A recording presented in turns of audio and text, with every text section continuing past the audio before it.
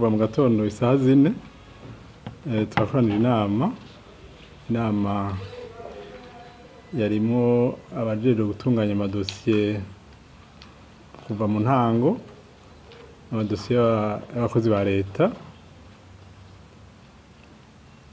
n'abakozi bakora mu gisata nk'uko nabivuze gitunganya amadosiye, gestion de la carrière des fonctionnaires. Rero inama twayikoranije kugira dukeburane inyuma y'akaruhuko twahoramwo, twaragendeye intara zitari nke,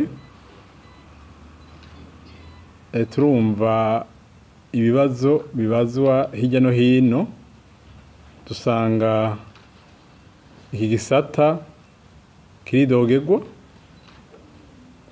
kandi dusanga turiko turavyihweza nivyo by'ukuri, kandi ni gisata gifise uruhara runiniya mu gutunganya idosiye y'umukozi wese wa leta. Byasabwa rero ko dukeburana kugira ibitagenda neza bikosorwe vuba bwango, na ntaryo umukozi wa leta atunganirizwe adatamye. Twasanze rero mu nama ibituma dosiye ziteba ari byinshi, ariko byose bifise inyishu. Ico twumvikanye ni yuko atamu fonctionnaire yosubira guteba kuronswa inyishu y'ico aba yabajije, kuko abakozi barahari. Aho twasanze badakwiye tugiye vuba cyane kubashiraho, kuko turafise mu yandi ma service, ariko iki gisata kironswe abakozi bakwiye, gutyo bashobore kwishura ibibazo mu mwanya muto. Bavuze twasanze hariho n'ikibazo c'amamashini n'icibikoresho, ariko ivyo ntivyotuma akazi gahagarara, ntivyotuma ibibazo bitishurwa, kuko byose uburyo burarondegwa, ibikoresho birarondegwa. Ibitahari tugiye kubisubiriza vuba cyane kugira by'ukuri iki gisata gikore ibyo dateza gukora. Ico dusezeranye ni uko umukozi guherejo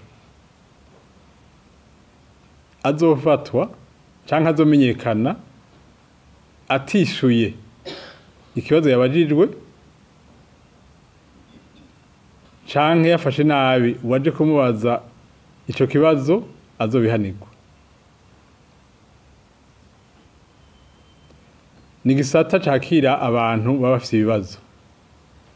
Iyo umuntu afise ikibazo ukamutera ibindi bibazo, ubumwishe.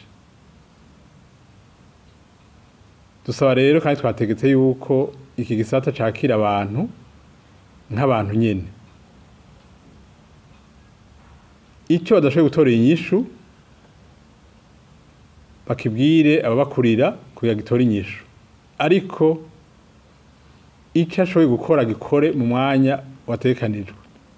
Turamaze igihe twarashizeho ingingo ko dosiye yose yinjiye ironka inyishu mu minsi 5 itarenze. Ntivyari vyarubahirijwe, ariko tuvuye nka dusezeranye yuko inyuma y'iyo minsi 5 umuntu yaronse dosiye akora atayitangiye inyishu azobibazwa.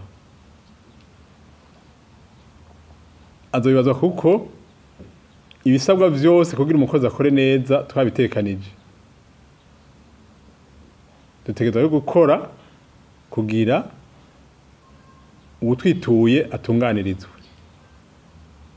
Imisi 5 iheze uwo muntu atatanga inyishu nabivuze azobihanirwa kandi cane.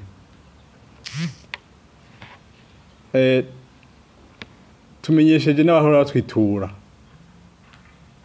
yuko tugiye gukomeza uburyo bw'uko hatokwigwaramana ku Bujumbura, ariko bagaca mu bisata by'abakozi n'akazi biri mu ntara zose z'igihugu. Abo nabo bararonse amategeko akwiye ko bateza kwakira abantu nk'aba, ndetse ku munsi wa gatatu hazoba inama imuramvya, tuzosaba tubibarire kugira uku dushaka kubatunganiriza bashitse ngaho i Bujumbura bongere batunganirizwe bakiri urugo ntibigoramanuka, kuko iyo umukozi amanutse abataye akazi kandi igihugu kazomuhemba. Nico gituma twashaka kubatunganiriza iyo bari abashitse ngaha nabo bagatunganirizwa badatamye. Twarashizeho uburyo bwo guhamagarana budatwara amahera ku mukozi akoresheje telefone, ico bita fraude. Tugiye gukomeza kugira dossier umuntu ntaguma yerera mu mabiro, ariko ashitse yakigwe umwakiriye acamenya uwo bazi vya dossier yiwe, ku buryo ahanini uzoba wituye ubwa mbere ari wazoguha inyishu ya nyuma. Ivyo tukibaza ko bizoza gufasha cane.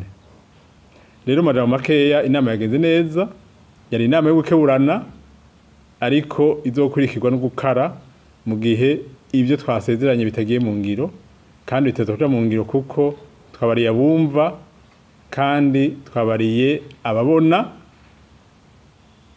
kandi batahura ko bateza gukora akazi neza uko igihugu caduhaye akazi kibidusaba, kandi ku neza yabo duteza gutunganiriza